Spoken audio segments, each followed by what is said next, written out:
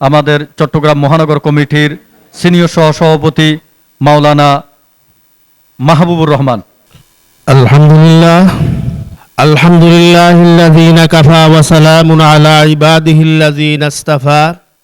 আম্মা বা'দ, ফাআউযু বিল্লাহি মিনাশ শাইতানির রাজীম। বিসমিল্লাহির রাহমানির রহিম।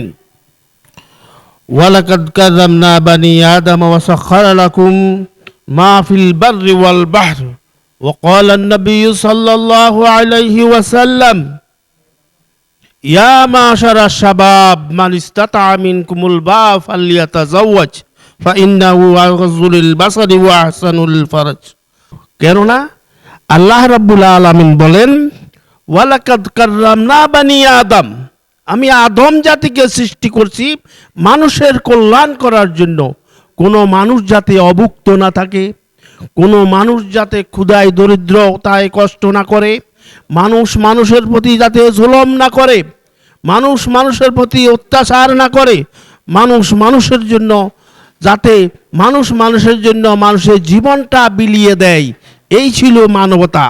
কিন্তু প্রত্যেক মানবতার মধ্যে উদ্দেশ্য হল ইসলামী শরিয়ার বিধান মতে কোরআনে কারামের মধ্যে বলা হয়, যদি তোমরা কাউকে অন্যায়ভাবে হত্যা করলা তাহলে আল্লাহর আইনকে কি তুমি অবজ্ঞা করলা, ইসলামী আইনকে তুমি অমান্য করলা। এবং ইসলামের মধ্যে এমন একটি সংজ্ঞা আছে, আল কতল, যদি কেউ হত্যা করা হয় তাহলে তার বিনিময়ে তাকে কি করতে হবে? হত্যা করতে হবে। কিন্তু এখানে মানবাধিকার বলে তাকে কি করেও যদি হত্যার পরিবর্তে যদি হত্যার আইনটা যদি প্রতিষ্ঠিত করা হয় তাহলে বলে এটা মানবাধিকারের লঙ্ঘন। কিন্তু একটা হত্যার বিনিময়ে যদি আরেকটা হত্যা না করা হয় তাহলে যে ব্যক্তি হত্যা করে সে আরো 10টি হত্যা করার জন্য প্রশ্রয় পেয়ে গেল। এটা হলো ইসলামের সাথে সাংঘর্ষিক। এবং এই ইসলামের মধ্যে বলা হয়েছে, তোমার প্রতিবেশী যদি অভুক্ত থাকে কাল ময়দানে মাশরে আল্লাহর কাছে তোমার জবাবদিহিতা করতে হবে।